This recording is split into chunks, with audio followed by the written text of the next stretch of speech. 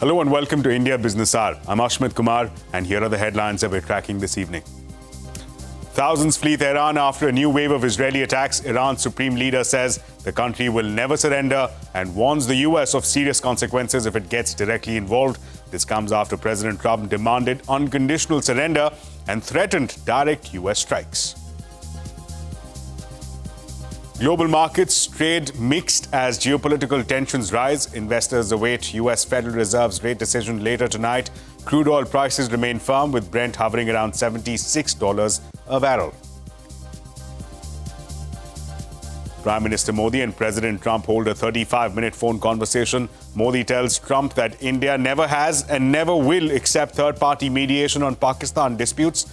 Clarifies that no discussions were held with the US on mediation or a trade deal during Operation Sindoor. President Trump is scheduled to host the Pakistani Army General at the White House today.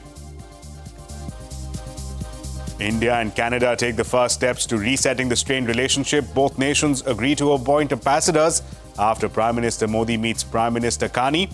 The diplomatic ties were scaled down after Canada alleged India's involvement in the killing of a Sikh separatist in 2023. 6 days since the devastating Air India plane crash, 206 bodies have been identified as DNA matching continues. 169 bodies released as per latest available information. Vishwas Kumar, the sole survivor in the plane crash, has been discharged from the hospital. India's aviation regulator says a surveillance conducted on Air India's 787 fleet following the Ahmedabad plane crash did not reveal any major safety concerns, but raises concerns over recent maintenance-related issues reported by the airline. At least 70 people waiting for food assistance killed by Israeli forces in the deadliest day of attack on aid sites. Reports suggest that more than 300 people have been killed at food assistance centers run by Israel and the US in the last 3 weeks.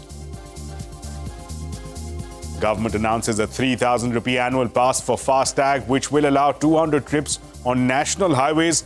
The pass will be available only for non-commercial vehicles like cars, jeeps and vans. Karnataka government proposes 10-hour work shifts adding up to 48 hours of work per week. Proposes amendments to current laws following a similar move by the state of Andhra Pradesh. And we take you inside the headquarters of Notion, one of the most quirky and disruptive startups in the Silicon Valley.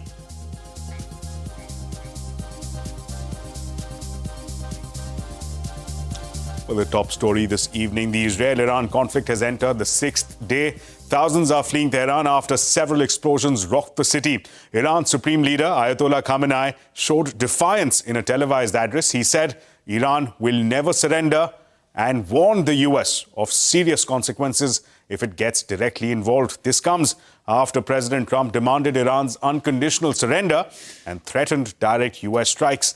Israeli defense forces claim to have struck factories producing centrifuges and weapons. Major explosions were reported in Tehran overnight. The extent of the damage remains unclear. Meanwhile, Iran fired a pair of ballistic missile barrages at Israel. Sirens and explosions were heard over Tel Aviv. Israel said that it intercepted most of these missiles. According to a human rights agency, more than 550 people have been killed across Iran. At least 24 people, meanwhile, have been killed in Israel. The US will shut its embassy in Jerusalem starting today till Friday. Meanwhile, the G7 summit in Canada concluded with a broadly worded statement that called for a de-escalation in tensions after Trump's early exit. It also said that Iran cannot be allowed to obtain nuclear weapons.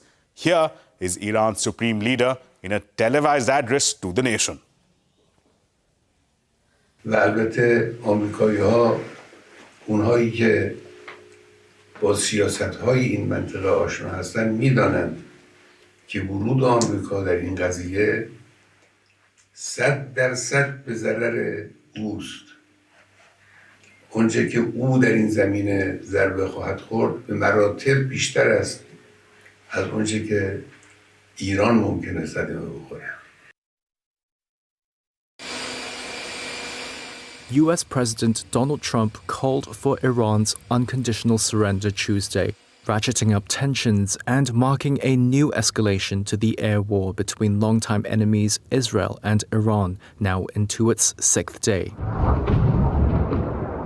After meeting with his National Security Council Tuesday to discuss the conflict, Trump wrote on Truth Social, "We know exactly where the so-called supreme leader is hiding," referring to Iran's Ayatollah Ali Khamenei. While he said there was no intention to kill Iran's leader for now, he added, "Our patience is wearing thin." Minutes later, he posted, in all capital letters, "Unconditional surrender." Trump had spoken to Israeli Prime Minister Benjamin Netanyahu by phone on Tuesday, according to a White House official. Meanwhile, the US president also dismissed a verdict by his spy chief, Tulsi Gabbard, in March that Iran was not developing nuclear weapons. Responding to reporters on board Air Force One Tuesday, Trump said, quote, "I don't care what she said, I think they were very close to having one." In clashing with his spy chief, Trump now appears to side with Israeli Prime Minister Benjamin Netanyahu's justification for launching strikes last week on Iranian nuclear and military targets. Iran expert Trita Parsi, the executive vice president of the Quincy Institute in Washington, D.C., says the latest developments have the U.S. on the brink of a major escalation and that the Iranians likely won't submit to Trump's demand. If they don't trust that surrender actually is an option because they believe that once they were to agree to it, the Israelis would not be content with just destroying the nuclear program. They would go after the missile program, and then it would snowball to a whole set of other things. And as a result, I don't think that they think is an actual option. So if Trump goes and insists on surrender, if talks even take place, I think it will ensure war. The U.S. is bolstering its forces in the Middle East with more fighter aircraft. Those include F-16s, F-22s, and F-35s, according to officials Tuesday, who stressed the jets will be used defensively to shoot down drones and projectiles. A large buildup of tanker aircraft to Europe and deployment of an aircraft carrier have also given additional options to Trump as the war continues.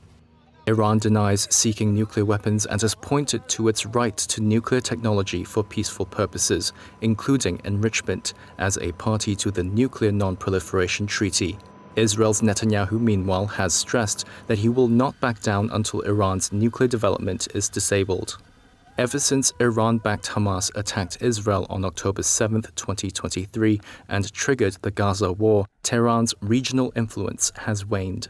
That was as Israel pounded Iran's proxies, from Hamas in Gaza to Hezbollah in Lebanon and the Houthis in Yemen. Meanwhile, the global markets saw mixed trade as tensions rise in the Middle East. Indian stock markets ended with minor cuts after a volatile session. Sensex fell by 139 points, while the Nifty held on to the 24,800 level. The mid-cap index underperformed, keeping the market breadth in favor of declines.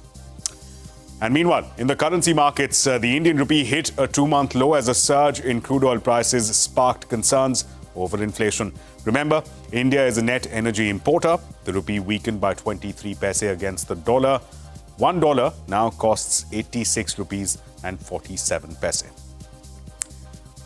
Now, the US Federal Reserve is set to deliver its policy decision today. According to a CNBC Fed survey, majority of respondents expect the Fed to keep rates unchanged. The percentage of respondents expecting a recession in the US has fallen to 38% from 53% in the month of May. However, USA's GDP 2025 forecast is expected to grow at 1.13%. That's a fall from expectations of a growth of 2.4% when respondents were polled in January. 54% also expect the US to reach a new trade deal with China in the coming months. Meanwhile, in the commodities market, crude oil prices remained elevated as the Israel-Iran conflict intensified for the sixth consecutive day. Prices are now close to a 5-month high. The markets remain worried about supply chain disruptions in the Strait of Hormuz, particularly. India's chief economic advisor, V. Anantha Nageswaran, has said that higher oil prices raise essential risks for India. The current conflict between Israel and Iran is an important development which may not be very good for us, because what it has done is in the last 1 week or so, the price of crude oil has gone up to almost $74 per barrel. It was in the low 60s. We were hoping that it would go below 60 because OPEC countries were looking to increase production for the third time in July. So this obviously raises important risks for India. Now, Prime Minister Narendra Modi and US President Donald Trump held a 35-minute phone conversation after Trump cut short his G7 summit trip in Canada. This marked the first direct conversation between the two leaders since Operation Sindoor. Prime Minister Modi maintained that there was no mediation by the US in India-Pakistan conflict or any discussion about a trade deal during this conflict. Prime Minister Modi also stated that India has not and will not accept any form of mediation by a third party. President Trump is scheduled to host the Pakistani Army General at the White House today. प्रधानमंत्री मोदी ने राष्ट्रपति Trump को स्पष्ट रूप से कहा कि इस पूरे घटनाक्रम के दौरान कभी भी किसी भी स्तर पर भारत अमेरिका ट्रेड डील या अमेरिका द्वारा भारत और पाकिस्तान के बीच मध्यस्थता जैसे विषयों पर बात नहीं हुई थी। सैन्य कार्रवाई रोकने की बात सीधे भारत और पाकिस्तान के बीच दोनों सेनाओं की एग्जिस्टिंग चैनल्स के माध्यम से हुई थी और पाकिस्तान के ही आग्रह पर हुई थी। प्रधानमंत्री मोदी ने जोर देकर कहा कि भारत ने न तो कभी मध्यस्थता स्वीकार की थी, न करता है और न ही कभी करेगा। The Prime Minister made our position clear to President Trump, which till now actually we have not done very clearly. And so I think it's just right. Maybe our parliamentarians did, but it's not the same as it coming from the highest level of the government. So that leaves no political wiggle room, that this is our position. Trump is extremely transactional. He's not going to be sentimentally drawn to Pakistan. India and Canada took the first steps towards resetting the strained relationship. Both nations have agreed to appoint ambassadors after Prime Minister Narendra Modi met with Canadian Prime Minister Mark Carney. The diplomatic ties were scaled down after Canada alleged India's involvement in the killing of a Sikh separatist in 2023. Sanjay Suri now joins us from Alberta, Canada, with more on the talks held between the two prime ministers. After 2 years of a near collapse in relations between India and Canada, the prime ministers of both countries took a giant step forward at the G7 here in Kananaskis with the decision to designate new high commissioners to restore diplomatic services to citizens of both countries. And this marked a major diplomatic breakthrough after a diplomatic war of sorts over the past couple of years when each expelled the High Commissioner of the other and other staff. Foreign Secretary Vikram Misri said the move to appoint the new High Commissioners was only the first in a series of calibrated steps agreed to restore ties towards normal. But already agreement has been reached on a wide number of areas, and these range all the way from cooperation in critical minerals, clean energy, digital infrastructure, AI, supply chains, even more. According to the Canadian readout, the two leaders reaffirmed the importance of Canada-India ties based upon mutual respect, the rule of law, and a commitment to the principle of sovereignty and territorial integrity. Carney, according to the Canadian readout, raised the issue of transnational crime and repression, security and the rules-based order, and that clearly all arose from Canadian concerns since the Niger killing 2 years back. Carney has cautioned that the meeting was foundational in line with the Indian view that it's all calibrated, and Carney said that a lot of work needs to be done yet ahead. But he also said that the meeting was frank, suggesting that views were expressed rather bluntly. Prime Minister Narendra Modi arrived in Croatia as a part of a final leg of his three-nation visit. This is the first visit by an Indian Prime Minister to Croatia. Prime Minister Modi is scheduled to hold bilateral talks with the Croatian Prime Minister. The talks aim to enhance cooperation across economic partnership and defense ties. Back home, HDFC Bank CEO Shashidharan Jagdishan has filed a petition in the Bombay High Court seeking to quash the FIR filed by the trust that owns the Leelavati Hospital. The Mumbai The FIR launched by Leelavati Kirtilal Mehta Medical Trust has alleged that the bank's CEO received kickbacks worth over 2 crore rupees. Jagdishan's lawyers have claimed that the accusations are retaliatory in nature to HDFC Bank's recovery proceedings against Splendor Gems, which was backed by the Mehta family. And meanwhile, Standard Chartered PLC is under the Reserve Bank's scrutiny after lapses were spotted in the sale of derivatives. According to a Bloomberg report, the central bank has identified problems in the bank's risk controls. Concerns were raised about processes following sale of target redemption forward contracts to small and medium-sized enterprises. The report added that there is no indication of any formal enforcement action at this time. And Jio Financial Services has acquired 7.9 crore shares, of Jio Payments Bank from the State Bank of India for 104 crore rupees. With this acquisition, Jio Payments Bank is now a wholly owned subsidiary of the company. As of March 2025, GFS had an 82% stake in Jio Payments Bank. The CEO of BSE believes a Thursday expiry of weekly futures and options contract is not a bad choice. This comes a day after SEBI approves the stock exchange's proposal while allowing a Tuesday expiry for rival NSE. Ramamurthy, the CEO of BSE, says that there are advantages in shifting the expiry date to Thursdays.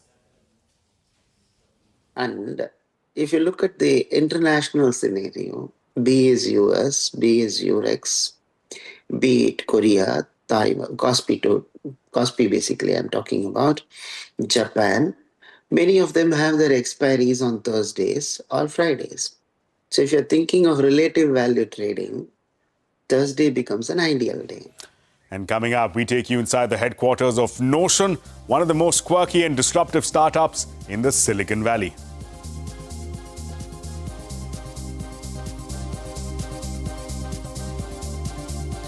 And you can also catch all CNBC-TV18's news and updates on YouTube, Facebook, Instagram, X, and Jio Hotstar.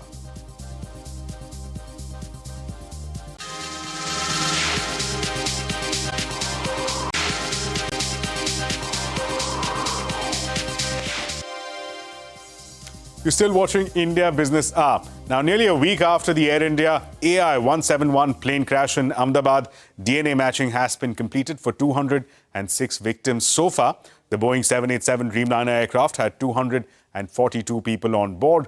Mortal remains of 169 individuals have been handed over to their families. The sole survivor of the plane crash, Vishwas Ramesh, has been discharged from the hospital. And India's aviation regulator says that a surveillance conducted on Air India's 787 fleet following the Ahmedabad plane crash did not reveal any major safety concerns. But the regulator did raise concerns over recent maintenance-related issues reported by the airline. Dassault Aviation and Reliance's Infra's subsidiary, Reliance Aerostructure, announced a strategic partnership to manufacture Falcon 2000 business jets in India.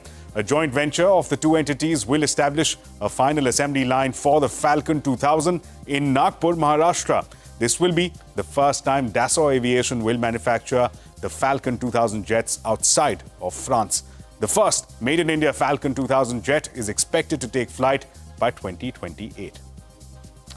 And real estate major DLF has claimed that Privana North, its latest luxury offering in Gurugram, valued at over 11,000 crores, was sold out in just a week. My colleague Timsy Jaipuria caught up with Akash Ori, the joint managing director and chief business officer of DLF Home Developers. He told her that they were expecting margins upwards of 35% from this project. He added that almost 26% of the home buyers were non-resident Indians. We've almost got to about almost 26% are NRIs, but the rest of the businesses come from India. They're all CEOs, CXOs, top doctors, professionals, Indian business families, entrepreneurs. So it's a good set of people. I think that entire ecosystem is going to be quite a good mix of people. So it's going to be the next, I'd say, the next business social hub. Hindustan Zinc shares fell after its promoter Vedanta sold 1.6% equity in the company worth 3,000 crore rupees in block deals. 1.71% of equity changed hands at 460 rupees per share in block deals. Vedanta said that it sold stake to strengthen its balance sheets. Meanwhile, Hindustan Zinc has also said that it will invest 12,000 crore rupees to increase zinc, lead and silver output. The company intends to raise production by 250,000 tons per annum over the next 36 months. And Transport and Highway Minister Nitin Gadkari has said that the government will introduce a FASTag-based annual pass priced at 3,000 rupees. In a post on X, Gadkari said that the pass will be issued from August 15th and will be available only for private vehicles. The pass will be valid for a one-year period from the date of activation or up to 200 trips, whichever comes first.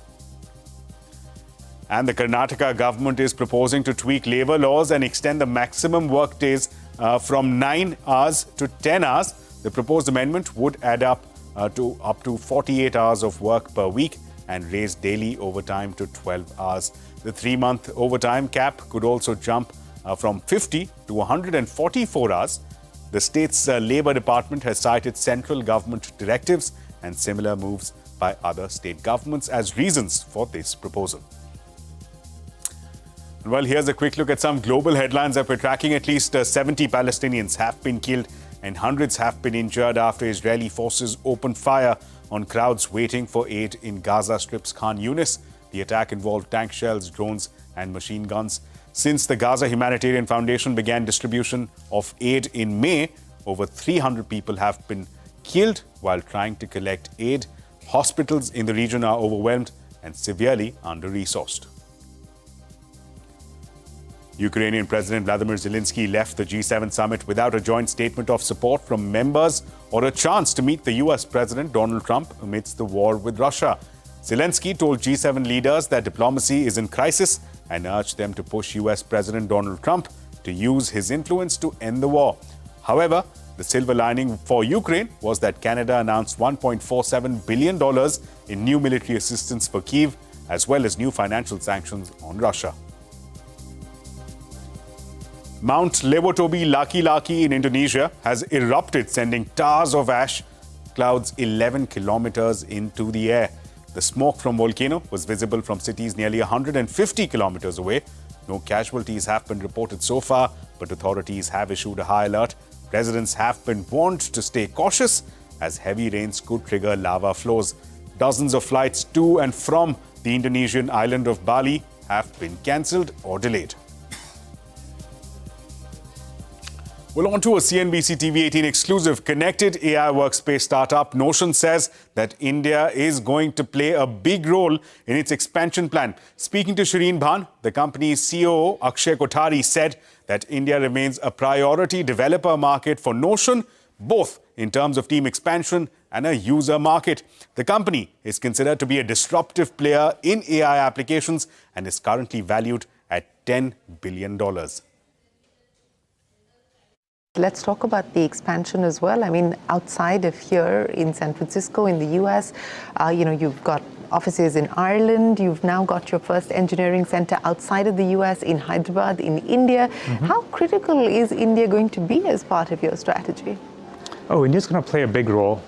So outside of the US, as you said, the only engineering office we have is Hyderabad.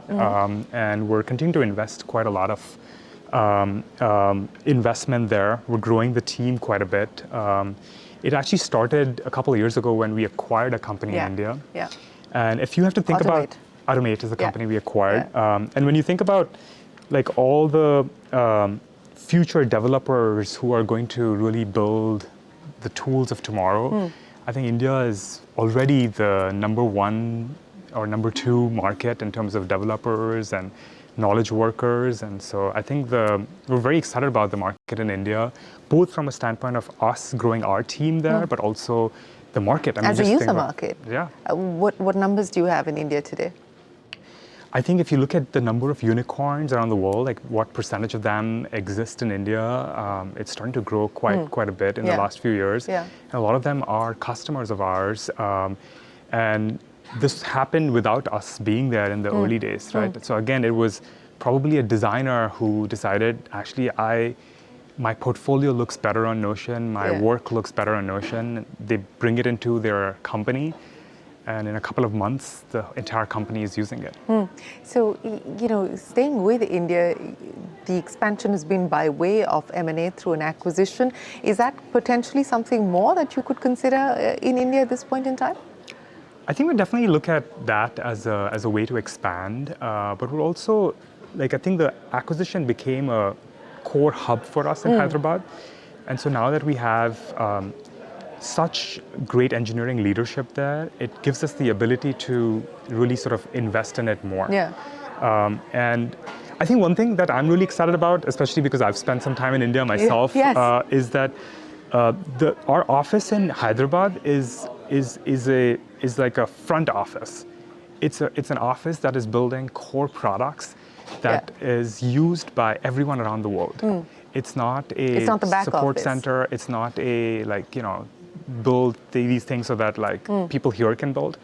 No, they're building things that literally our global customers are using, and they're a core part of our strategy. This was important for me because, of course, I grew up there, but I also worked there for 3 years when I was at LinkedIn. And I saw the talent. The talent we have there is comparable to talent, some of the best talent we have here. And we think it's an important part of our strategy to continue to invest there. And with that, it's a wrap on this edition of India Business Hour. Thank you so much for watching. News and updates will continue right here on CNBC TV 18.